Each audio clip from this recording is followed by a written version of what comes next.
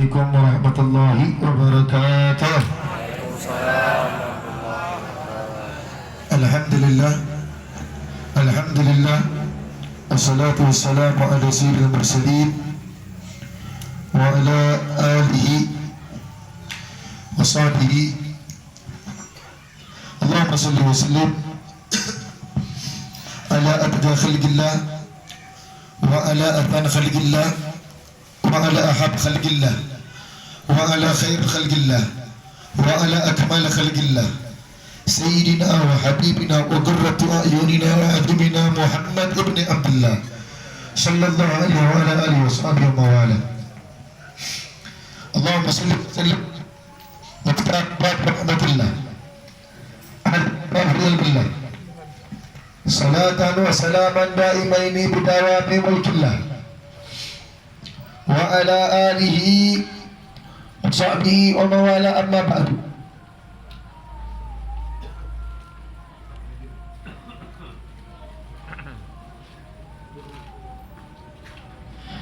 Alhamdulillah, pada malam yang penuh keberkahan ini kita dikumpulkan oleh Allah Subhanahu wa Ta'ala dalam naungan yang begitu luar biasa, dalam naungan yang begitu agung, dalam naungan yang begitu mulia, naungan Sayyidina Muhammad sallallahu alaihi wasallam, yang tidak ada kemuliaan yang lebih agung, tidak ada kemuliaan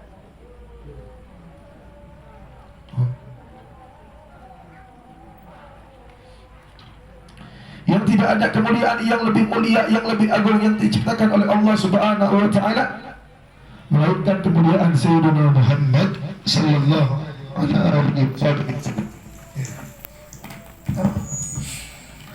Lambat merajuk.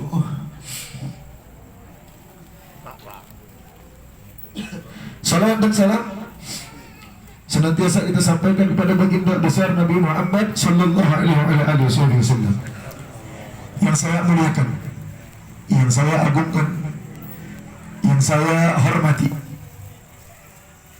guru mulia kita Tengku Dr.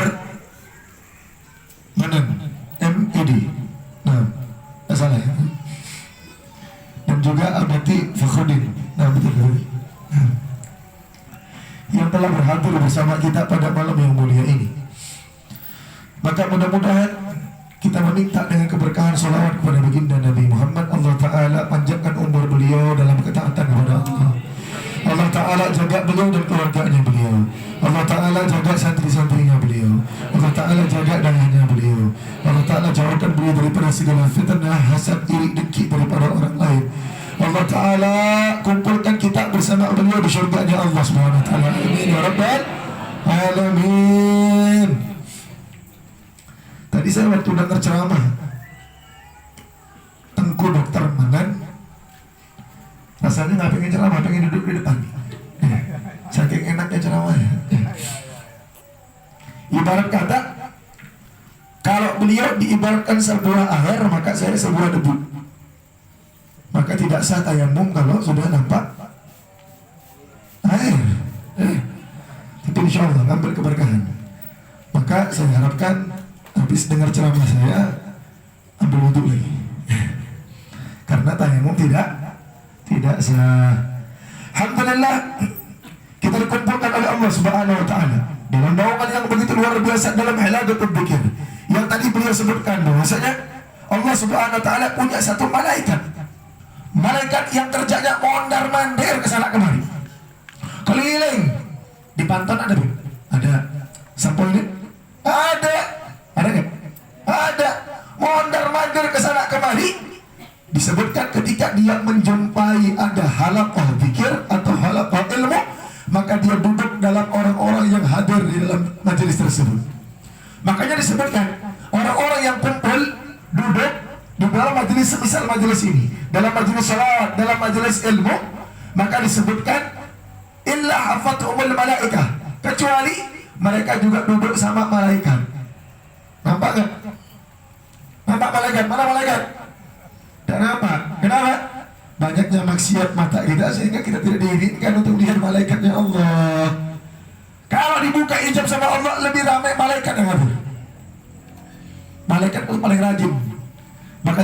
orang yang sering datang majelis itu dia mirip-mirip dengan sifatnya malaikat. Mirip-mirip. Orang-orang yang kalau lihat majelis, baru lihat pengajian, aduh ada pengajian, langsung kabur, langsung cari jalan keluar. Maka ini orang-orang yang dekat dengan akhlaknya syaitan. Karena disebutkan ada 3 model orang kalau hadir majelis. Ada yang pertama hadir, dia kalau hadir langsung masuk ke dalam ruangan, langsung cepat duduk depan. Pengen cepat-cepat. Pengen kalau bisa hadir majelis duduk paling depan. Ada model orang masuk masjid duduk di pengajian ngapain? Di pintu atau di teras sambil lesehan dikit.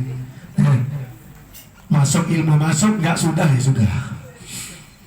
Ada model orang lewat dengar pengajian, nanti aja lah. Siapa yang ceramah? Alah udah nanti aja lah. Siapa yang ceramah? Alah udah kami yang ceramah, sudah nanti aja lah. Bukan perkara siapa yang mengajar, tapi disebutkan oleh baginda Nabi Muhammad, contoh orang yang pertama yang dia datang dalam majelis ilmu, kemudian dia mendekat ke majelis ilmu tersebut dan dia berusaha untuk ambil ilmu tersebut. Disebutkan dia berusaha mendekat kepada Allah, Allah juga mendekat kepada dirinya. Mudah-mudahan termasuk orang yang dekat sama Allah, insya Allah. Yang belakang juga mudah-mudahan bukan karena gak muat, insya Allah. Karena gak muat pakai duduk belakang, insya Allah. Nanti jangan cemburu pun, kami yang belakang gimana? Insya Allah semua dapat rahmat, insya Allah. Model yang kedua duduk di pintu. Umpama tuh di pintu daya itu. Duduk-duduk di pintu daya, nyuri-nyuri. Pengen hadir tapi malu. Pengen hadir tapi malu, gengsi. Nanti kalau hadir dibilang anak pengajian, malu lah. Nggak hadir. Apa disebutkan? Dia malu sama Allah, Allah juga malu kasih rahmat untuk dia. Allah.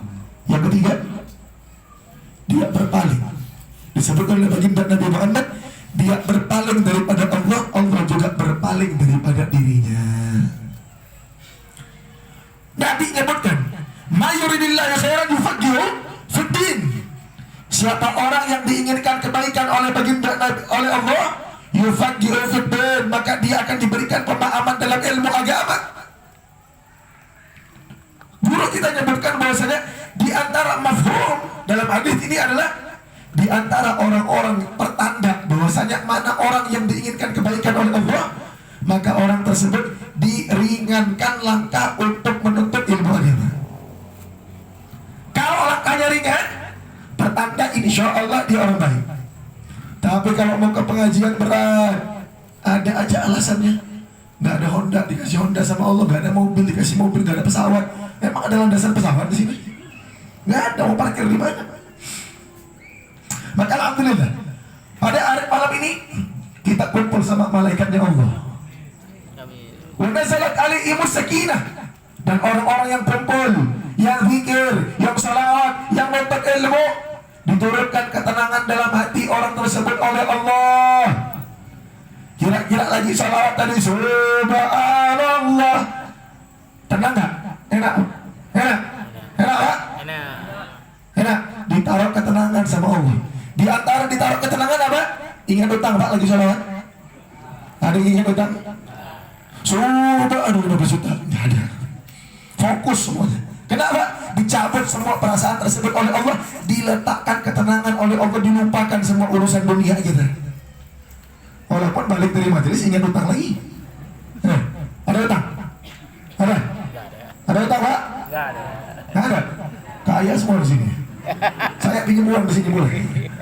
Nggak punya utang orang sini. Biasa ngasih utang ke orang. Dikasih ketenangan oleh Allah Subhanahu wa Ta'ala. Wa ghasyiyat umur rahmah, diliputi rahmat yang begitu luar biasa oleh Allah. Ada poin yang keempat yang paling luar biasa untuk orang-orang yang mau datang ke majelis ilmu. Mau tahu nggak? Mau tahu? Bayar. Poin keempat disebutkan bahwasanya nama setiap orang yang hadir dalam majelis tersebut dipamer-pamerin sama Allah di hadapan malaikatnya Allah. Itu fulan bin fulan. Allah Ta'ala bilang, malaikat aku tengok, itu umatku fulan bin fulan, dia hadir majelis ilmu, dia hadir majelis salawat Allah. Perjuangan jalannya kita kita daripada rumah kita sampai ke majelis ilmu, berbuah-buah yang sangat luar biasa, dipamerin di hadapan malaikatnya Allah yang tidak pernah berbuat dosa, yang tidak pernah melanggar perintahnya Allah. Kalau mau dibandingkan, harusnya Allah Ta'ala pamer malaikatnya sama kita. Harusnya yang dipamerin sama Allah ya malaikatnya sama kita, bukan kita. Bukan kita yang sering ninggalin sholat, bukan kita yang sering lalai dalam sholat, bukan kita yang kadang-kadang Al-Qurannya jarang dibaca. Tahu Al-Quran? Kok ragu jawabnya? Tahu? Yakin dong. Ditanya tahu Al-Quran? Ya, yakin. Tahu WhatsApp? Jangan pura-pura nggak tahu. Giliran ditanya WhatsApp aja pura-pura nggak tahu. Ada tuh di WhatsApp namanya lasin, terakhir dilihat. Ada di atas. Kalau biasanya orang WhatsApp ada di paling atas namanya terakhir dilihat. Kapan dia terakhir buka WhatsApp? Ada. Kalau sekarang kita punya Al-Quran di rumah diletak sama Allah terakhir dilihat, kapan kumpul Al-Quran di sini semua berani? Kalau di Al-Quran setiap rumah kita ada tulisan terakhir dibuka tanggal sekian, jam sekian, menit sekian, kayak WhatsApp. Terus Tengku Manan bilang tolong kumpulkan Al-Quran kalian semuanya hari ini di sini. Langsung cepet-cepet ngaji dulu di rumah, biar terakhir dilihatnya update. Ada kadang terakhir dilihatnya seminggu lepas, oh masya Allah. Ada yang terakhir dilihat tahun lalu, kurang sebulan, bulan Ramadan. Habis bulan Ramadan tutup Al-Quran, simpan balik. Ada yang terakhir dilihat 3 tahun yang lalu. Kenapa? Pas hamil mau baca tuh anak surat Yusuf, biar ganteng. Ya. Ada yang terakhir dilihat kapan? 10 tahun yang lalu. Kapan? Waktu akan nikah karena Maria seperangkat alat sholat sama Quran. Mau ngecek Qurannya bagus atau enggak, itu doang. Habis itu taruh letak berdebu itu Quran. Masya Allah. Tadi Tengku Manan bilang ada orang nanya ke Ibunda Aisyah, akhlak baginda Nabi Muhammad bagaimana? Dijawab, akhlak Nabi Muhammad Al-Quran. Lah umat Nabi Muhammad ngakunya cinta sama Nabi Muhammad, akhlaknya Nabi Muhammad gak mau dibaca. Akhlaknya Nabi Muhammad gak mau dibaca. Makanya jangan salahin kalau umat sekarang akhlaknya dan ngikut Nabi Muhammad. Kenapa? Al-Quran aja gak kenal. Kita diberikan oleh Allah, dipamerin oleh Allah di hadapan makhluk yang termulia Allah, malaikatnya Allah. Luar biasa. Apalagi kita berusaha salawat sama Nabi. Saya kalau bahas salawat sama Nabi ini bisa sampai 3 hari 3 malam. Sanggup? Nah, sanggup? Jangan bohong, gak sanggup bilang gak sanggup. Saya gak sanggup. Kalau sanggup berdiri aja di sini terus saya pulang besok. Ya, bagaimana? Ya boleh lah, ini mumpung masih jam 8 malam bisa lah, 2 jam lagi ya. Si jam 8 bu ya. Jam 8 kan? Jam 8 jam 12 ya, nanti insya Allah ya. Oh, amin itu ya. Kita pengen bahas akhlaknya baginda Nabi Muhammad. Kita salawat sama baginda Rasulullah. Yang ini bulan Sya'ban adalah bulan diturunkan ayat innallaha malaikatahu yusholluna 'alan nabi ya ayyuhalladzina amanu shallu 'alaihi wa sallimu taslima. Kita ketahui, semuanya tahu, faham ayat ini. Semuanya kenal sama ayat ini. Innallah, sesungguhnya Allah, wa malaikatahu, dan malaikatnya Allah, yusholluna 'alan nabi, berselawat kepada baginda Nabi Muhammad. Tanya sama Tengku Manan yang lebih alim daripada saya, beliau di Sudan. Kami cuma tetangga beberapa jam aja. Saya di Hadramut, di Yaman, beliau di Sudan. Dekat aja. Negeri berapa tadi? 1000 derita. 1000 debu. Saya pikir 1000 derita tadi. Karena kalau menderita kami juga menderita. Sama-sama panas. Yusallun, kalimat yusallun adalah fi'il mudhari'. Tanyain sama Tengku fi'il mudhari' maknanya apa? Ngaji biar pinter. Fi'il mudhari' maknanya pekerjaan yang dilakukan sekarang dan juga bisa bermakna berterusan yang tidak nanti dilakukan. Maka tatkala Allah Ta'ala berfirman yusholluna 'alan nabi, Allah Subhanahu wa Ta'ala bersalawat pada baginda Nabi Muhammad kapan? Sekarang. dan seterusnya sampai hari kiamat kepada baginda Rasulullah. Satu orang yang nggak suka sama sholawatan tuh, ada model orang yang punya masalah sama Nabi Muhammad, nggak ngerti masalahnya apa. Ada orang memuji Nabi Muhammad dilarang, ada orang mau maulid dilarang, ada orang mau tahlil dilarang, mau ziarah kubur dilarang. Kalau ada orang begitu, tanyain, ente punya masalah apa sama Nabi? Tanya, kamu punya masalah apa sama Nabi? Kok kesel kali sama Nabi rasanya? Orang mau ziarah kubur Nabi, jangan ngadep Nabi, ngadep kiblat. Sini dulu, ngaji dulu. Itu kiblat. Kiblatnya orang mukmin pertama ngadep ke Baitul Maqdis. Kiblat kita bukan ngadep Ka'bah. Kiblat kita ngadep Baitul Maqdis. Sehingga ketika baginda Nabi Muhammad di kota Mekah, baginda Nabi Muhammad disebutkan dalam sejarah, kalau mau sholat, beliau sering sholat di hadapan Ka'bah yang menghadap Baitul Maqdis supaya bisa ngadap dua-duanya. Hadap Ka'bah juga sekalian hadap Baitul Maqdis. Sekalian. Karena beliau kepengen betul ini Ka'bah disembah. Pengen betul ini kiblat, arah kiblat orang mukmin adalah Ka'bah. Sehingga ketika di kota Mekah masih bisa umpama misal ya, di sana Baitul Maqdis, tembok ini Ka'bah, maka beliau sholat di sini supaya ngadep Ka'bah, ngadep Baitul Maqdis, ngadep kiblat. Tiba sampai di kota Madinah, hijrah kota Madinah, nggak bisa. Kenapa? Kota Madinah itu berada di antara Baitul Maqdis dan Mekah. Kalau ngadep Baitul Maqdis, mesti harus belakangi Ka'bah. Sehingga baginda Nabi Muhammad setiap malam melihat ke arah langit-langit Ka'bah. Lihat ke arah langit Ka'bah, kepengen hatinya tapi nggak berani ngomong sama Allah. Karena Nabi Muhammad ini Habibullah, kekasihnya Allah. Ada level cinta. Anak muda begitu level cinta. Mana ya? Anak muda semangat tuh. Ibu-ibunya udah biasa, Beb. Cinta cuma sebulan pernikahan, Beb. Habis punya anak, gedebuk jatuh bangun sendiri. Manja betul. Ada namanya level cinta. Yang pertama adalah lihat pertemuan. Itu namanya asal muasal cinta. Pertemuan. Tidak ada satupun di muka bumi ini yang bisa mencintai seseorang dengan segitu luar biasanya tanpa adanya pertemuan. Mesti cinta itu timbul terlebih dahulu ketika mata memandang, membawa ke poros pikiran, sehingga membawa ke hati timbullah cinta. Itu namanya cinta. Ada orang di dalam kelambu, perempuan dalam kelambu, begitu datang belum dibuka kelambunya, saya udah cinta kan sama perempuan inilah. Lihat belum? Mesti lihat dulu. Makanya dalam mazhab kita kan kalau mau nikah sunnah ngelihat wajah sama telapak tangan. Maka level pertama adalah al-liqa, jumpa dulu.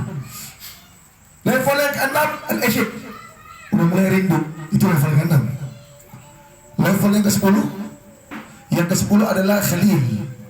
Nah, khalil siapa khalil?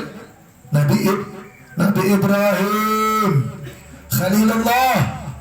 Nabi Ibrahim adalah Khalilullah, tingkat cinta yang tertinggi, level 10 yang paling tinggi. Tidak ada yang lebih tinggi daripada Nabi Ibrahim. Khalil paling tinggi. Sehingga ketika Nabi Muhammad Isra wal Mi'raj, yang protes siapa? Nabi Musa. Padahal Nabi Musa kelewati Nabi Muhammad kelewati Nabi Ibrahim baru Nabi Musa. Kenapa Nabi Ibrahim gak komplain? Ya Muhammad minta kurang sama Allah, soal umat udah akan mampu sholat 50 waktu. Kenapa? Magam Khalil, kedudukan orang yang seperti Nabi Ibrahim adalah kedudukan apa yang diberikan oleh Allah aku terima. Nah, level cinta yang paling tinggi. Kalau Nabi Musa wajar, kalimullah, tukang ngomong sama Allah, jadi wajar kalau protes. Ya, sampai Nabi Muhammad, ya Rasulullah, minta kurang umat Allah mampu. Minta kurang berapa? Berapa dulu? 5. Gak pernah Isra Mi'raj? Pernah kan? 5. Terus balik ke Allah, balik lagi, minta kurang berapa? 5. Balik lagi ke Nabi Musa, minta kurang berapa? Sampai berapa? 45. Berarti berapa kali bolak-balik? 9 kali. Nabi Musa ngerjain Nabi Muhammad. Harusnya yang sepinter Nabi Musa nggak perlu suruh bolak-balik minta 5, minta kurang 45 udah selesai. Kalau bahasa kita, ini Nabi Musa lagi ngerjain Nabi Muhammad, itu bahasa kita, bahasa sultan. Tapi ternyata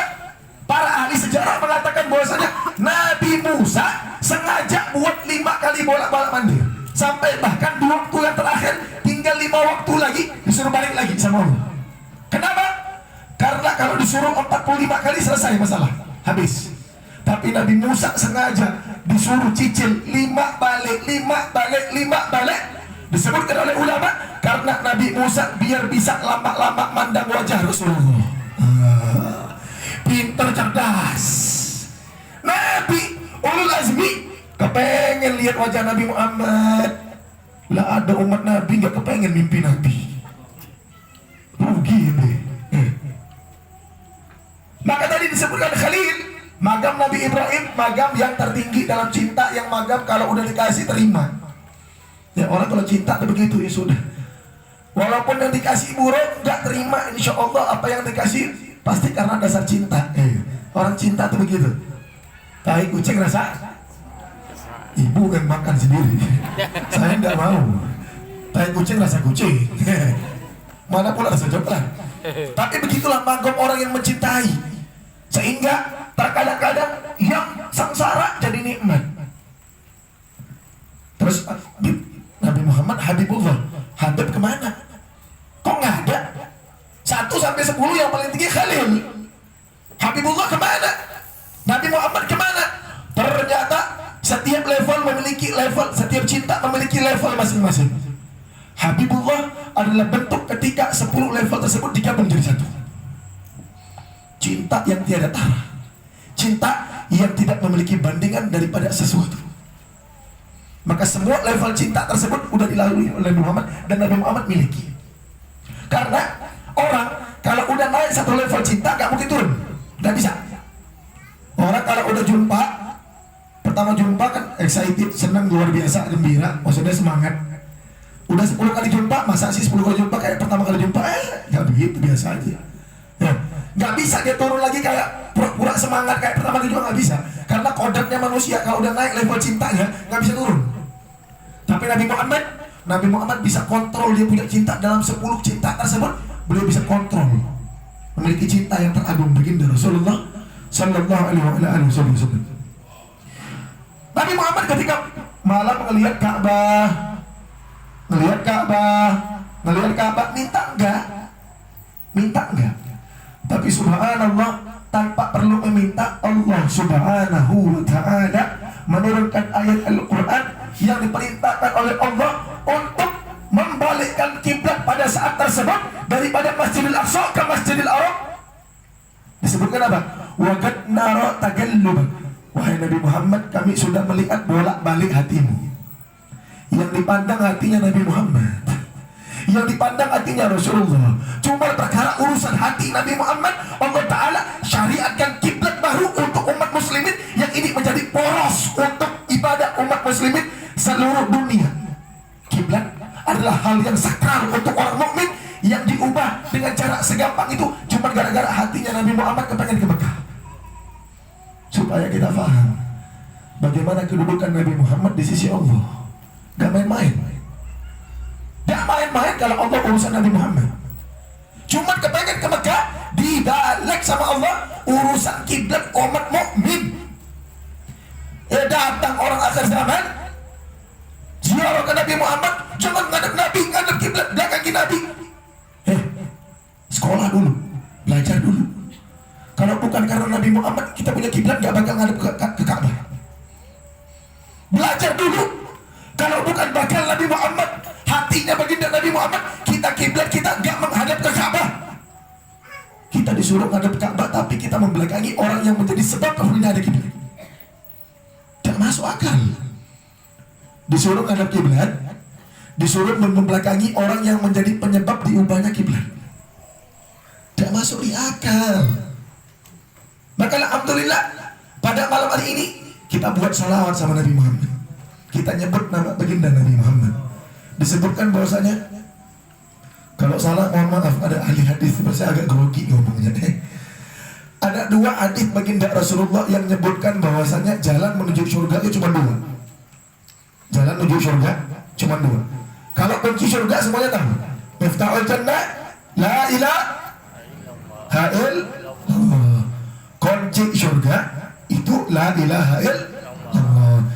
Tapi Tapi sehebat apapun engkau punya kunci surga tersebut, kalau nggak punya jalan menuju surga, ya nggak bisa buka pintu surga. Punya kunci gede 10 pintu di Banda Aceh, tapi nggak punya mobil pergi ke Banda Aceh, nggak punya uang untuk pergi ke Banda Aceh, bisa buka pintu? Nggak bisa buka pintu. Kunci perlu.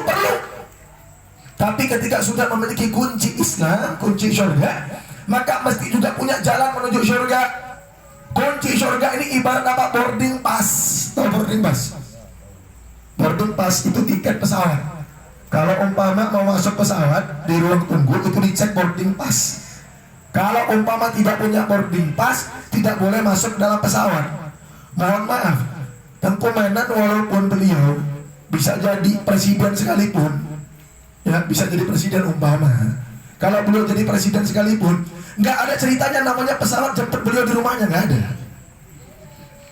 Walaupun beliau punya pangkat tertinggi di Indonesia, tetap seorang presiden harus pergi, harus punya jalan menuju bandara untuk naik pesawat.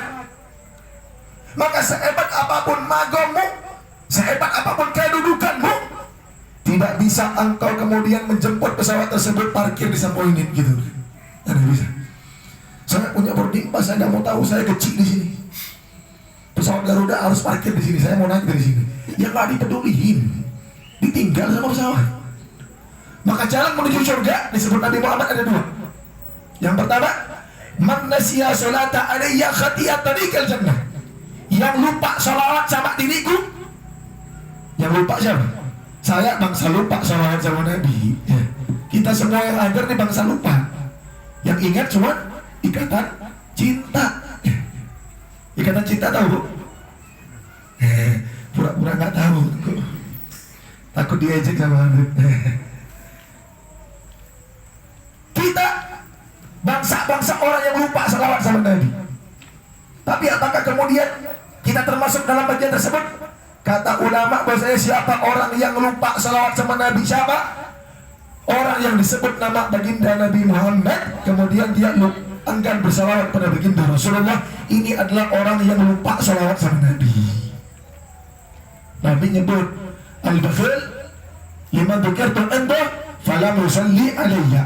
Orang yang pelit, orang yang medit, orang yang krik, orang yang kedekut, orang yang bakhil, siapa?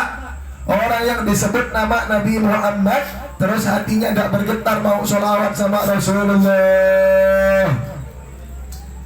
Sallu ala Nabi Muhammad,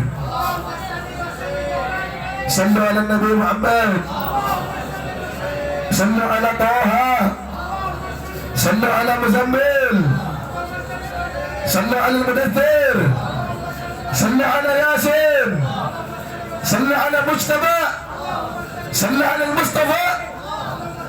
Saya bisa menyebutkan ratusan nama Nabi Muhammad, yang penting kalian mau sholawat sama Nabi Muhammad. Tidak ada modal yang lebih antum bisa banggakan kecuali kedekatanmu dengan baginda Rasulullah. Apapun yang engkau miliki, kalau engkau di akhirat tidak bisa berjumpa dengan Nabi Muhammad, semuanya sia-sia.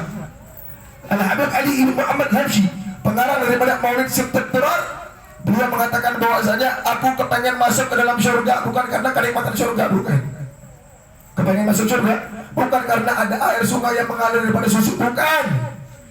Aku kepengen masuk surga bukan karena di surga ada sungai daripada madu, bukan. Tapi aku pengen masuk surga karena aku tahu di surga ada kekasihku Muhammad. Allah, cinta model apa begini? Kita kalau bahas cinta sama Rasulullah, orang yang hatinya keras, datang ke Nabi Muhammad, ya Rasulullah, a'dzinni bizina. Saya mau minta izin ya Rasulullah, mau zina. Ini kurang ajar apa orangnya? Datang ke Nabi Muhammad, ya Rasulullah, saya mau zina. Coba datang ke komandan bilang begitu, ditepuk Anda. Kalau beliau tidak mau nepuk, saya nepuk. Kurang ajar betul. Datang ke ulama, datang ke Rasulullah, malah minta izin mau zina. Tapi Nabi Muhammad mengatakan bahwasanya engkau punya saudara perempuan, punya. Engkau punya umi, punya. Engkau punya bibi, punya. Engkau punya atuk, punya. Engkau punya anak perempuan, punya. Apakah engkau mau kalau umimu yang perempuan tersebut dizinai sama laki-laki lain? Gak mau. maka perempuan yang engkau zinai bisa jadi uminya seseorang. Mau engkau anak perempuanmu dizinai, gak mau, maka perempuan yang engkau zinai bisa jadi anak daripada seorang ibu. Sehingga laki tersebut terkejut melihat adab akhlaknya baginda Rasulullah. Kemudian Nabi Muhammad memegang dada orang tersebut, cuma dipegang. Apa kata pemuda tersebut? Wallahi, demi Allah, sebelum aku jumpa dengan Nabi Muhammad, zina adalah maksiat yang paling aku cintai. Tapi selepas tangan baginda Rasulullah menempel ke hatiku, zina adalah maksiat yang paling aku benci. Tangan siapa? Tangan Rasulullah. Sayyidina Qatada ibn Nu'man dalam peperangan masuk panah ke dalam matanya, ketika dicabut bola matanya keluar bertengger di pipinya. Para sahabat mengatakan, "Tidak, potong, kok potong saja mataku sudah." Tapi dia punya iman sama Nabi Muhammad. Lah, hati-hatian Nabi sampai aku datang kepada Nabi Muhammad. Dia datang, dia bawa matanya tersebut, "Ya Rasulullah, ini ya Rasulullah, ini mataku ya Rasulullah." Sehingga dipegang oleh baginda Rasulullah, dibalikkan mata tersebut jadi sebelah kanan. Sehingga disebutkan bahwasanya mata tersebut yang pernah dikembalikan oleh baginda Rasulullah, mata yang tidak pernah mengalami sakit. Kalau umpamanya sakit mata, yang sebelah kiri sakit tapi yang kanan tidak pernah sakit sampai wafat. Kena tangan keberkahan baginda Nabi Muhammad. Saya mau bahas semua orang yang punya kaitan sama Rasulullah, maka tidak akan ada habisnya. Satu orang disuruh bekam sama Nabi, suruh buang darah bekam. Kata Nabi, tolong engkau buang darah bekam tersebut di tempat yang tidak ada satu orang pun tahu. Dia ke belakang rumah Nabi. Dia bilang, darah Nabi sayang dibuang. Orang ngerti berkah begini, diminum. Sampai ke Nabi, Nabi nanya, "Mana darahku?" "Udah aku buang ya Rasulullah." "Di mana engkau buang?" "Aku buang di tempat yang tidak ada satu orang pun yang tahu ya Rasulullah." Pintar sahabatnya. Nabi nanya, "Syahid, engkau minum darahku?" Kata Rasulullah, dia takut. Dia gemeter. Nabi nanya, "Engkau minum darahku?" "Nah ya Rasulullah, aku minum ya Rasulullah." Sehingga kemudian Nabi menyambung, "Siapa orang yang darahku dan darahnya bercampur, maka haram api neraka menyentuh tubuh dirinya." Allah, sallallahu Nabi Muhammad. Siapa ini? Siapa beliau? Beliau adalah Nabi Muhammad Habibullah, kekasihnya Allah, yang sekelas Umar bin Khattab. Yang sekelas Umar ibn Khattab, seseorang yang dimana adalah orang yang kepengen penggal kepala Nabi Muhammad, adalah orang yang kepengen mutuskan kepala baginda Nabi Muhammad. Tapi ketika setelah bertemu dengan Rasulullah, orang yang paling terdepan membela baginda Nabi Muhammad. Umar bin Khattab, siapa yang tidak kenal kerasnya Umar bin Khattab? Sehingga Umar bin Khattab pernah sekali duduk di emperan Masjid Nabawi. Duduk di emperan Masjid Nabawi, cerita-cerita sama kawan-kawannya masa jahiliyah, masa sebelum tobat. Biasa orang kan punya masa lalu, semua punya masa lalu. Cerita Umar bin Khattab sama temannya, "Dulu aku ketika masih nyembah berhala, kehabisan uang. Gak punya uang, mau doa, gak punya Tuhan." Bisa bayangin? Gak punya uang, mau doa sama Tuhan tapi gak punya Tuhan. Mau beli Tuhan di pasar tapi gak punya uang. Tapi pengen berdoa dengan Tuhan karena tidak punya uang. Berdoa harus sama Tuhan.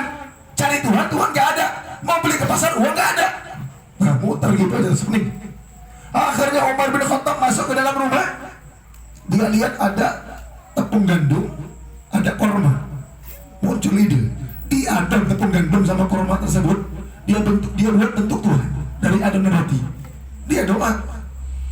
Selepas doa minta supaya dimudahkan rezeki sama Tuhan yang tersebut, yang berhala tersebut, Sayyidina Umar bin Khattab keluar rumahnya, duduk nyantai di rumahnya. Ketika duduk nyantai di depan rumahnya, tiba-tiba perut bunyi, lapar pula. Masuk ke rumah, tepung gandum habis, kurma habis, yang tinggal Tuhan. Kata Sayyidina Umar bin Khattab, karena tidak punya apa-apa, akhirnya aku makan Tuhan.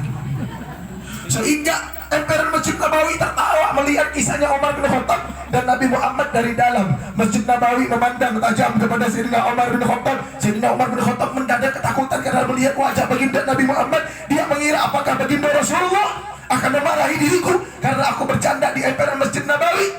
Ternyata ketika baginda Rasulullah memandang kepada wajah Sayyidina Umar bin Khattab, dan kemudian baginda Nabi Muhammad tersenyum, disebutkan oleh Sayyidina Umar bin Khattab, dan Nabi tersenyum kepada diriku dengan senyumannya khas baginda Nabi Muhammad. Tatkala aku melihat senyumannya khas baginda Nabi Muhammad, aku merasakan jatuh cinta kembali kepada Rasulullah. Sallallahu alaihi Nabi Muhammad. Bu, gimana indahnya itu wajah. Orang bisa berkali-kali jatuh cinta. Ibu aja lihat suami kadang-kadang udah sempat, udah males, udah bosan. Tiap hari ini mulu dilihat, mau seganteng apapun. Tapi Nabi Muhammad disebutkan fa'izara badihatan haba. Nabi kalau pertama kali orang memandang Rasulullah, maka yang dilihat adalah sosok gentle, sosok gagah yang begitu luar biasa. Sosok kata bilang kalau Nabi jalan orang-orang kagum, tidak ada yang lebih gagah daripada Nabi Muhammad. Dalam sejarah disebutkan fa'izara badihatan haba, wibawa yang begitu luar biasa. Terus kemudian ketika orang yang melihat pertama kali Rasulullah, dia melihat kewibawaan baginda Nabi Muhammad, dan tatkala dia mengedipkan matanya sekali dan membuka matanya dan memandang wajah baginda Nabi Muhammad kali kedua, dia mengatakan, aku melihat sosok orang yang aku sanggup jatuh cinta untuk seumur hidupku untuk dirinya. Makanya gak heran sahabat baginda Nabi Muhammad dalam hadis, dalam riwayat sering menyebutkan fidaka abi wa ummi wa ru'i ya Rasulullah, kami sanggup korbankan ibu kami, orang tua kami, bahkan jiwa kami untukmu ya Rasulullah. Bagaimana tidak untuk sosok orang yang paling sempurna, yang paling luar biasa.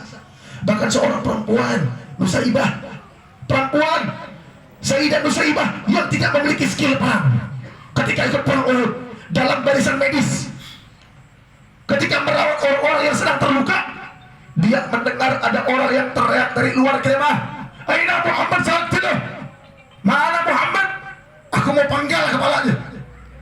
Sayyidah Nusaibah, seorang perempuan, mendengar ada orang yang berani mau menggal kepala Nabi. Dia keluar dari kemah, dia bawa pedangnya. Mana Gael? Siapa tadi yang bilang mau panggal kepala Muhammad? Lawan aku dulu, kata Sayyidah Nusaibah. Tak punya baju perang, tak punya skill perang, tak punya keahlian dalam berpedang, cuman modal punya cinta yang begitu luar biasa kepada Rasulullah. Sampai kemudian Sayyidah Nusaibah beradu perang dengan orang tersebut, sehingga Sayyidah Nusaibah memenggal kepala orang tersebut yang berani mengatakan ingin penggal kepala Nabi Muhammad. Seorang perempuan yang luar biasa. Bahkan disebutkan ketika orang yang sahabat ingin memandikan jenazah daripada jasad Sayyidah Nusaibah, bukan seorang prajurit, bukan seorang yang mampu dalam perang, bukan. Tapi ketika ingin dimandikan tubuh Sayyidah Nusaibah, disebutkan didapati lebih daripada 70 sayatan pedang di tubuhnya seorang perempuan tersebut. Dia berjuang untuk siapa? Dia berkorban untuk siapa? Untuk baginda Nabi Muhammad. Karena dia tahu bagaimana kemuliaan baginda Rasulullah. Karena dia tahu untuk siapa dia datang, untuk siapa dia berkorban. Satu orang perempuan dia datang di pintu kota Mekah, melihat pasukan perang pulang daripada peperangan, yang suaminya ikut perang tersebut dan gugur wafat dalam medan perang, yang anaknya ikut perang dan wafat dalam medan perang, yang omnya, amiknya wafat dalam medan perang. Para sahabat melihat daripada jauh perempuan tersebut mulai bingung. Bagaimana cara kita jelaskan sama dia kalau suaminya mati, suaminya wafat, anaknya wafat, pakciknya wafat. Bukan satu orang yang wafat, hampir semua keluarganya wafat. Ketika sampai barisan pertama di kota Mekah, yang ditanya, Rasulullah, Rasulullah, di mana keadaan Nabi Muhammad? Sehingga para sahabat mengatakan, Bu, yang sabar, Bu, suamimu wafat di medan perang. Mana Rasulullah? Bu, yang sabar, Bu, anakmu wafat di medan perang. Ditanya lagi, mana Rasulullah? Bu, pakcikmu wafat dalam medan perang. Dia tanya, yang aku tanyakan mana Nabi Muhammad? Sahabat mengatakan, Bu, Nabi Muhammad ada di belakang sama rombongan paling belakang. Nabi Muhammad selamat. Nah, Nabi Muhammad selamat. Sehingga ibu tersebut mengatakan, kullu musibatin ba'da Rasulullah jalil. Semua musibah asalkan baginda Nabi Muhammad selamat kecil. Semua musibah, yang penting jantung hatiku selamat kecil. Ini kehidupan para sahabat. Inilah kehidupan orang-orang yang dekat dengan baginda Nabi Muhammad. Thauban maula Rasulullah, dia pergi beberapa langkah daripada Masjid Nabawi. Belum sampai ke rumah, dia balik ke Masjid Nabawi, dijumpa Nabi Muhammad. Nabi Muhammad ditanya, "Malak? Kenapa balik? Padahal baru sebentar pergi." Belum lama pergi, baru sebentar pergi ditanya, "Malak? Kenapa balik?" Kata Thauban maula Rasulullah, "Ishtaqtu lak ya Rasulullah, aku rindu sama engkau ya Rasulullah." Sosok wajah yang engkau baru berpaling beberapa detik, engkau langsung rindu pada wajah tersebut. Sosok wajah yang baru engkau berpaling beberapa menit, wajah tersebut akan membuat engkau terngiang-ngiang, gak bisa tidur karena keindahan wajah tersebut. Maka beruntung orang-orang yang bisa memandang wajah Rasulullah. Tanyakan kepada diri kita, kapan terakhir kali sebelum tidur kita tanya sama Allah, "Ya Rabb, kira-kira malam ini bisa jumpa sama Nabi Muhammad atau tidak? Ya Allah, kapan aku bisa mimpi sama Rasulullah? Kapan aku bisa mandang wajah mulianya Rasulullah?" Kapan terakhir kali kita minta hal tersebut? Ataukah hati ini tidak punya kerinduan sama baginda Nabi Muhammad? Yang baginda Nabi Muhammad merindui kita sebelum kita merindui Nabi Muhammad. Yang Nabi Muhammad berkorban untuk kita sebelum kita berkorban untuk Nabi Muhammad. Saya, antum yang hadir semua di sini, ketika Nabi Muhammad mendapatkan sakitnya sakaratul maut oleh malaikat Israel alaihissalatu wassalam, dicabut nyawa baginda Nabi Muhammad. Nabi Muhammad mengatakan, Israel sakit, tidakkah bisa lebih pelan? Kata malaikat Israel, "Ya Rasulullah, ini cabutan nyawa yang paling terpelan yang pernah aku cabut ya Rasulullah, dan spesial cuma untuk engkau ya Rasulullah." Ketika mengalami sakit yang begitu luar biasa, terus Nabi Muhammad ngapain? Minta doa sama Allah, dirinya. Kalau diminta sama Allah, dikasih sama Allah. Tapi yang terlintas di dalam kepala makhluk yang termulia yang pernah diciptakan oleh Allah, "Ya Israel, fakir ummati." Kalau aku merasakan sakit, bagaimana umatku nanti? Ya Rabb, dalam keadaan genting yang dipikir kita semua. Kata malaikat Israel, "Mohon maaf ya Rasulullah, umatmu lebih sakit daripada engkau ya Rasulullah." "Pasti ya Rasulullah." Kata baginda Nabi Muhammad, "Jangan Israel, jangan. Umatku gak bakal sanggup, umatku gak bakal mampu." Engkau minta sama Allah supaya separuh rasa sakit daripada umatku, seluruh umatku, tolong timpakan padaku pada hari ini wahai Israel. Sakit saya, sakit antum, sakit orang Aceh, sakit satu dunia, dikumpulkan menjadi satu sakit yang begitu luar biasa untuk ditimpakan kepada baginda Nabi Muhammad. Tidak cukup perjuangan tersebut. Ketika lahir yang diingat kalian, ketika berjuang yang diingat kalian, bahkan dalam keadaan sakaratul maut yang diingat kalian, bahkan dalam keadaan mahsyar, tak kala engkau mau cari sama nabi-nabi lain, tapi ada nafsi-nafsi semua nolak, ingin nolong kita. Semua katakan, "Diriku sendiri, aku tidak berani murkanya Allah." Datang ke Nabi Nuh, tidak ada yang berani. Datang ke Nabi Ibrahim, tidak berani. Tapi ada satu sosok manusia yang paling gentle, dia maju mengatakan, "Anak, biar aku yang minta sama Allah." Biar aku yang minta sama Allah. Lagi-lagi Nabi Muhammad tidak bosan Nabi Muhammad untuk itu. Tidak bosan Nabi Muhammad minta sama cintai kita. Lagi-lagi Rasulullah pasang badan untuk kita umatnya. Nabi Muhammad ngapain? Sujud di hadapan Allah. Nabi tundukkan kepala mulianya Rasulullah untuk umatnya yang bahkan jarang ingat Nabi Muhammad. Nabi tundukkan kepala mulia baginda Nabi Muhammad bahkan kepada umat yang bahkan tidak pernah mengerti sunnah baginda Nabi Muhammad. Tapi mau bilang gimana? Kalau anda kata saya bisa marah sama Rasulullah, saya bilang, "Ya Rasulullah, ngapain engkau peduli sama umatmu yang maksiat kepada engkau ya Rasulullah? Ngapain engkau peduli sama umatmu yang tidak pernah peduli sama engkau ya Rasulullah?" Tapi ternyata ketika saya pengen marah sama Nabi Muhammad Yang saya dapati ternyata Nabi Muhammad lebih cinta kepada kalian melebihi segala sesuatu. Dan ketika orang mengatakan bahwasanya apakah ada cinta tanpa syarat, saya jumpai ternyata ada cinta tanpa syarat. Nabi Muhammad mencintai umatnya tanpa menyatakan satu syarat apapun. Kalau ada yang mengatakan cinta itu buta, saya bilang ada. Karena Nabi Muhammad mencintai umatnya tanpa pernah melihat umatnya terlebih dahulu. Secapek itu Nabi Muhammad untuk umatnya. Nah, udah masuk surga, udah buka pintu surga, keluar daripada surga, Sayyidah Fatimah nanya, ya Abah kemana? Abah mau kemana? Udah ada di surga Abah. Abah mau kemana? Saya kalau udah berada dalam kenikmatan, saya kalau ada konferensi pers, ada perjumpaan dengan ulama, saya dapat kursi paling depan. Di hadapan saya ada ulama-ulama besar, ada Abu Nudi, ada Abu Kuta, ada Abu Boy Pasti. Kalau ada kawan saya bilang saya ketinggalan di luar, saya nggak mau keluar. Saya khawatir ini kursi diambil orang. Tapi Nabi Muhammad udah nampak kemuliaan, udah nampak istana, udah nampak keagungan, keluar. Ditanya sama Sayyidah Fatimah, ngapain? Kata Rasulullah, bentar aku melihat umatku barangkali ada di neraka, aku pengen tarik masuk ke surga. Capek benar Nabi Muhammad yang ngurusin kita ya.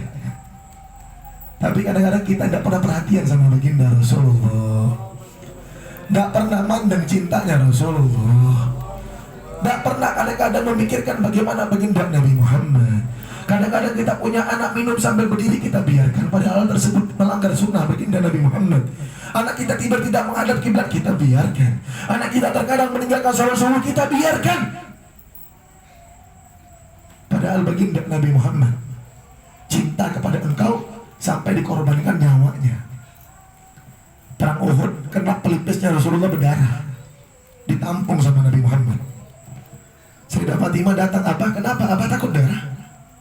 Kok Abah tampung darah tersebut? Abah biar aja jatuh ke tanah. Apa kata baginda Nabi Muhammad? Oh ya Fatimah, aku tidak akan biarkan darah ini jatuh ke tanah. Tidak aku biarkan darah ini jatuh ke tanah.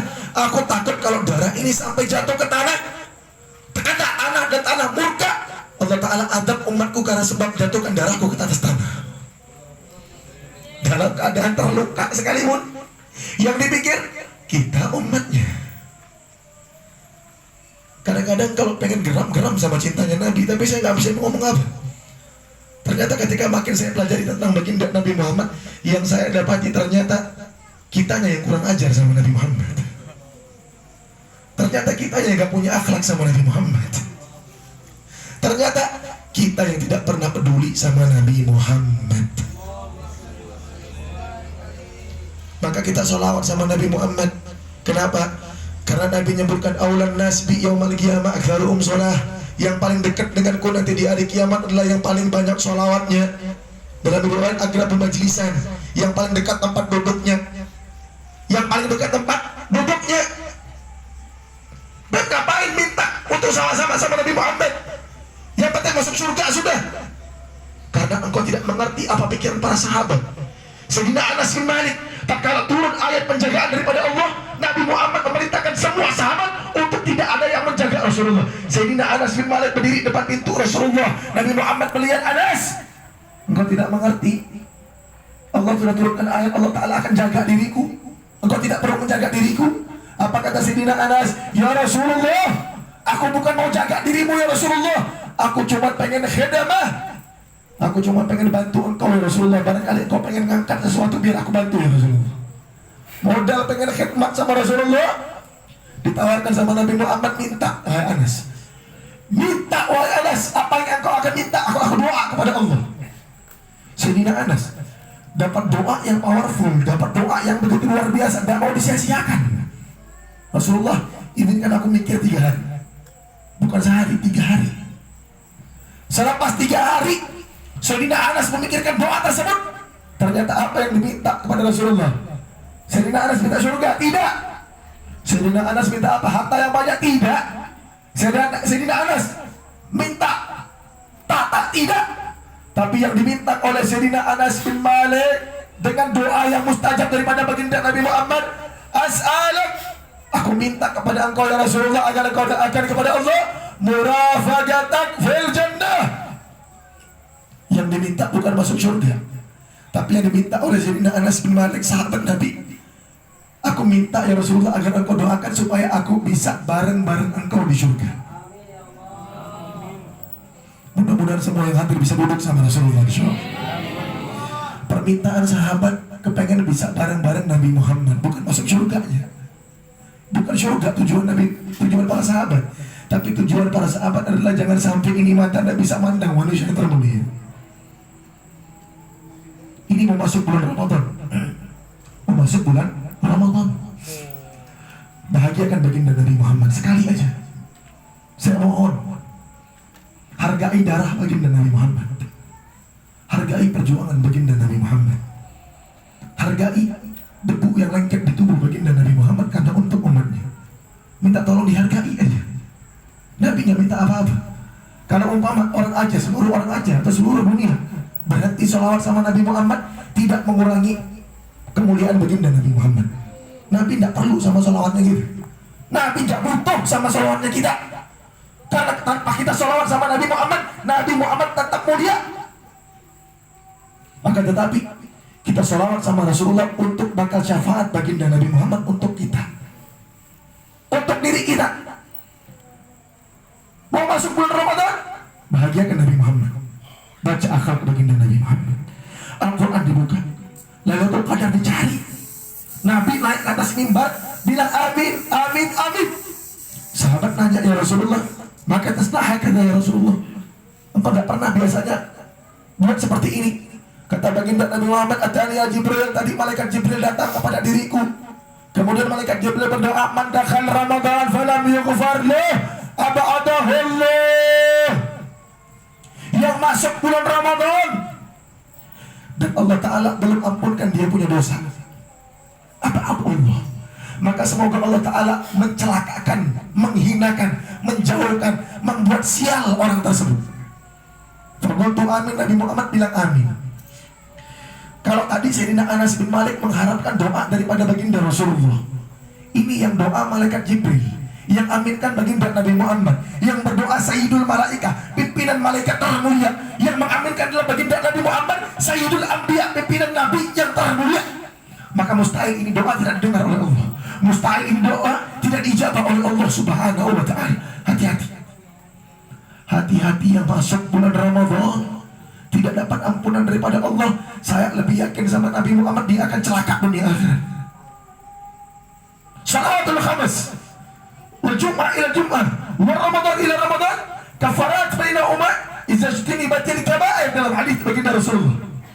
Salat 5 waktu, Jumat ke Jumat, Ramadan ke Ramadan, akan bisa menggugurkan dosa-dosa kecil kalau dia tidak melakukan dosa yang besar. Apa dosa yang besar? Salah satu dosa yang terbesar di bulan Ramadan adalah meninggalkan puasa bulan Ramadan. Anak-anak muda, yang kalian berani batalkan puasa kalian di bulan Ramadan, saya tantang kalian 10 tahun akan datang kalian sial celaka dunia akhirat. Saya percaya sama hadis Nabi. Jangan pakai ngetes hadis Nabi Muhammad, jangan pakai ngetes hadis kekasihnya Allah. Kalau malaikat Jibril udah doakan apa Allah, maka engkau akan sial dunia akhirat. Siap-siap. Saya tantang yang berani untuk tidak puasa di bulan Ramadan, Allah, dia akan celaka dunia akhirat. Kalaupun dia sukses di dunia, maka pasti sukses dengan harta yang haram. Kalau Nabi udah doa, hati-hati. Kalau hati Nabi dipandang oleh Allah, kiblat bisa berubah, apalagi doa Nabi Muhammad. Yang berani macam-macam sama Nabi, silakan.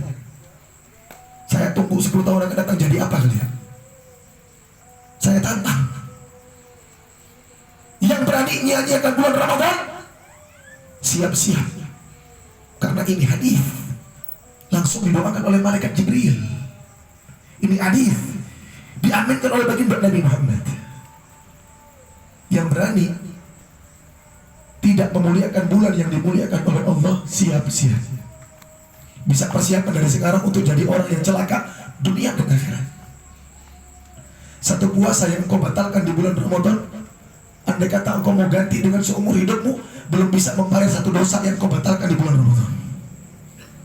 Seumur hidup engkau puasa, tidak bisa bayar satu dosa yang kau batalkan di bulan Ramadan. Jangan main-main. Pengajian banyak, engkau banyak, alhamdulillah punya guru banyak. Nonton ilmu, belajar ilmu yang serius. Maka siapa orang yang kemudian meremehkan bulan Ramadan, siap-siap akan diremehkan oleh Allah. Kalau Allah sudah turun tangan, jangan tanya kamu jadi apa. Kalau Allah sudah turun tangan, jangan tanya kamu jadi apa. Berapa banyak orang yang meremehkan baginda Nabi Muhammad, akhirnya sengsara dunia akhir. Walid ibn Mughirah, seorang Yahudi, dia cuma bilang sama Nabi Muhammad, ya Rasulullah, ya Muhammad, innaka abtar. Hei Muhammad, engkau gak punya keturunan, engkau putus keturunan. Karena anak laki-laki baginda Nabi Muhammad wafat semuanya. Nabi tidak balas. Nabi adalah orang yang paling mulia. Ketika disakiti, Nabi tidak akan membalas. Akan tetapi cemburunya Allah ketika kekasih hatinya disakiti, turun ayat Al-Quran, inna a'tainaka al-kautsar fasholli li rabbika wanhar inna syani'aka huwal abtar. Hei, inna syani'aka. Wahai Rasulullah, engkau tidak balas, nggak apa-apa. Kata Allah, aku turunkan ayat Al-Quran, inna syani'aka, sesungguhnya orang yang mengejek engkau huwal abtar, dia yang terputus keturunannya. Walid ibn Mughirah sampai wafat tidak punya anak laki maupun perempuan. Nabi memang tidak akan marah kepadamu. Nabi cinta sama kalian. Tapi Allah Ta'ala akan marah ketika kekasih hatinya Allah disakiti. Jangan jadi Abu Lahab yang kedua yang ditorehkan namanya dalam Al-Quran. Jangan coba-coba sama Nabi Muhammad. Maka mudah-mudahan bulan Ramadan, penutupan majelis sementara, menyambut bulan Ramadan, mudah-mudahan selepas bulan Ramadan kita tambah semangat untuk belajar ilmu oleh Allah, tambah semangat untuk bisa menghormati ulama. Minta tolong kalau datang ke ulama tuh jangan kalau ada perlunya saja, ya. Ya. Datang ke Abu Kutakun semuanya bawa air untuk jeregir kalau sakit. Kalau tidak sakit tidak pernah pergi ke Abu Kuta. Ya, betul betul.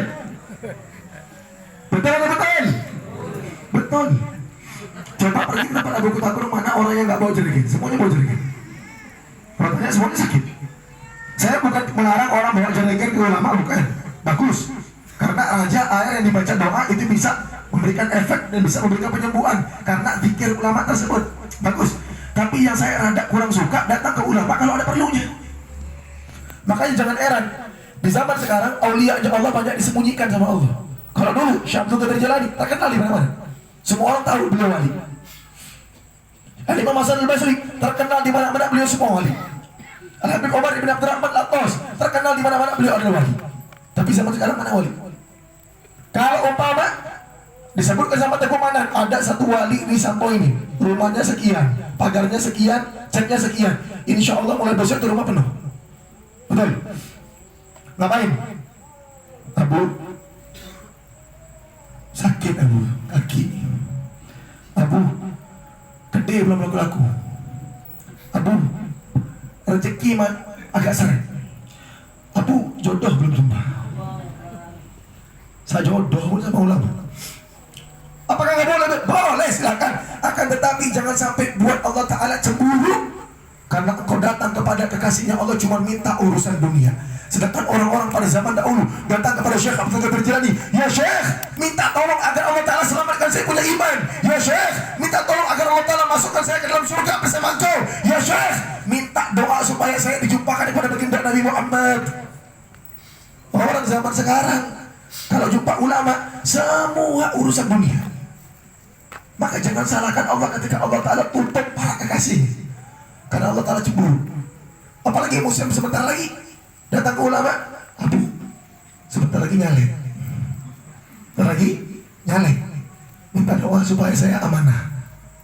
Orang kalau sudah minta doa supaya amanah biasanya gak amanah. Kalau udah minta doa supaya amanah, dia tahu dirinya gak amanah, maka perlu doa untuk supaya amanah. Itu tanda orang gak amanah berarti. Karena orang amanah gak perlu didoain, memang sifat dia sendiri. Kalau perlu didoain, tanda dia gak amanah. Perlu doa supaya amanah. Khawatir dia balik lagi ke sifat dulunya gak amanah. Datang ke Abu Kuta ngapain? Sakit semuanya. Sekali lagi bukan tidak boleh, tapi sekali-sekali datang ke tempat Abu Kuta, Abu Abunya nanya, kenapa, apa yang sakit? Karena udah sering kali mungkin Abu datang orang sakit semua. Sehingga nanya, apa yang sakit? Enggak Abu, cuma mau nanya, Abu apa kabar, sehat? Ini hadiah sedikit untuk Abu. Allah, ini orang yang lebih adab sama ulama. Maka jangan salahkan Allah kalau ini umat dijadi umat yang penyakitan. Karena datang sama ulama tunggu sakit. Makanya Allah Ta'ala kasih sakit dulu biar datang ke ulama. Kalau nggak sakit nggak datang ke ulama. Maka jangan salahkan Allah kalau kau sakit. Karena terkadang kau sakit bukan karena kau perlu sakit, tapi engkau sakit karena Allah Ta'ala suruh engkau pergi ke tempat ulama. Kalau nggak sakit, engkau nggak datang untuk Abu Muta. Lebih beradab sama ulama-ulama, lebih beradab sama abu-abu. Mereka pewaris Nabi, mereka orang yang dekat sama Nabi. Semua, kata Nabi Muhammad, di hari kiamat semua nasab dan sebab terputus di hari kiamat kecuali nasabku dan sebabku. Nasab baginda Nabi Muhammad keturunan Rasulullah, sebab baginda Nabi Muhammad para ulama yang mengambil ilmunya Rasulullah. Mereka tidak terputus sama Nabi Muhammad. Hormati mereka bakal karena pengen hormati Nabi Muhammad. Maka alhamdulillah. Dah, cukup baik. Lanjut.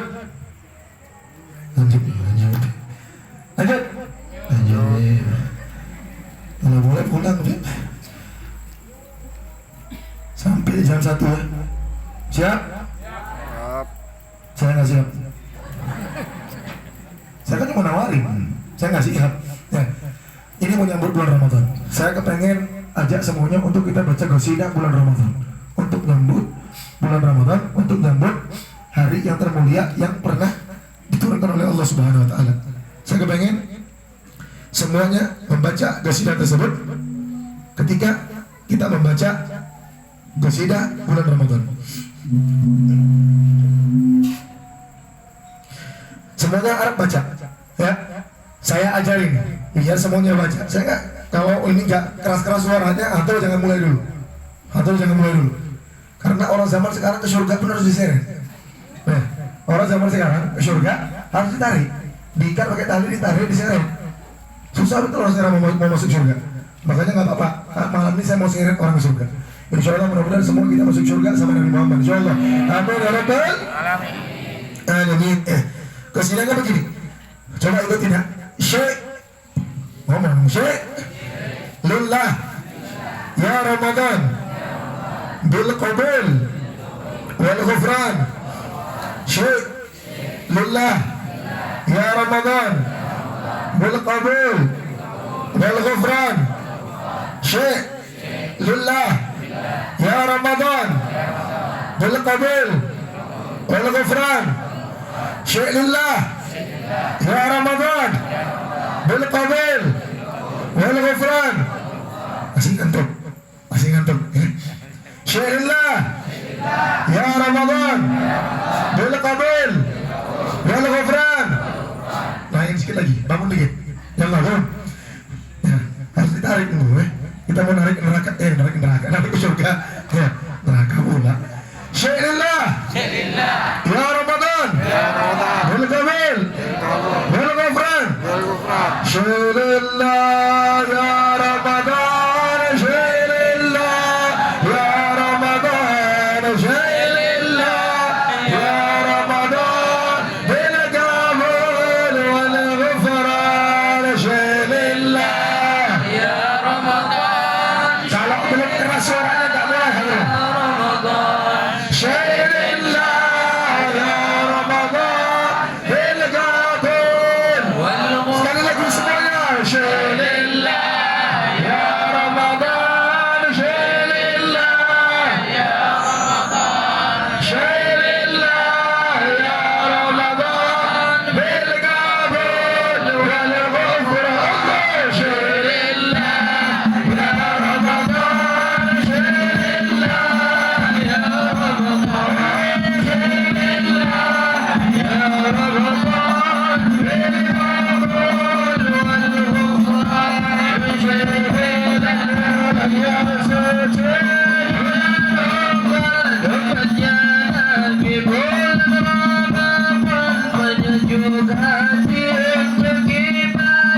setiap hari. Syekh lillah ya Ramadan.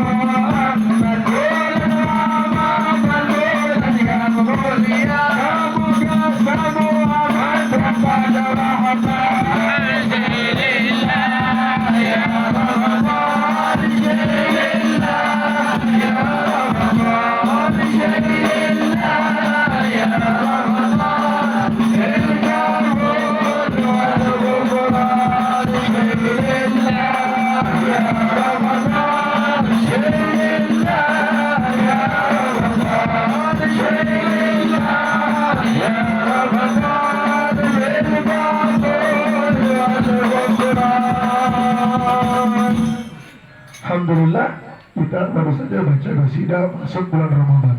Insya Allah hati udah mulai rindu sama Ramadan ya. Hati udah mulai rindu sama sirup capatong. Hati udah mulai rindu sama borong-borong.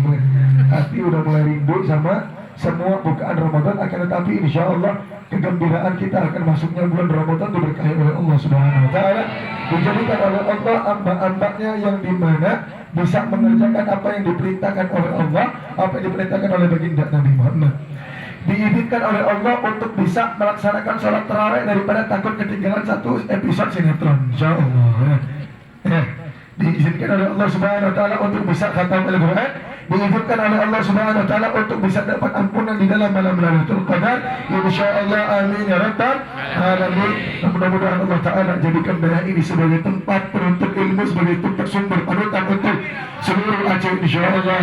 Semoga Allah taala berkahi tempat ini, berkahi daerah ini, berkahi semua yang ada dalam daerah ini, berkahi semua orang yang duduk dalam daerah ini insyaallah, dengan keberkatan baginda besar Nabi Muhammad, menjadi daerah yang dipandang ridho oleh Allah, dipandang ridho oleh baginda besar Nabi Muhammad, dijadikan santri-santrinya, santri-santri yang dalam hatinya terdapat cinta yang besar kepada baginda Rasulullah, terdapat cinta yang besar kepada Allah Subhanahu wa taala, dan dijadikan model kita teguh dan permanen insyaallah. Semoga Allah taala panjangkan umur beliau dalam taat, Allah taala jaga beliau dunia akhirat, Allah taala kabulkan hajat beliau, hajat dunia, hajat akhirat, Allah taala jaga beliau dan keluarga beliau insyaallah. Begitu juga kepada Abati Fakhrul, Allah taala panjangkan umur beliau dalam taat insyaallah, Allah taala kabulkan hajat-hajat beliau insyaallah. Dan semua yang hadir insyaallah, yang datang kemari bawa dosa pulang daripada majlis ini insyaallah, Allah taala ampunkan dosa-dosa kita insyaallah.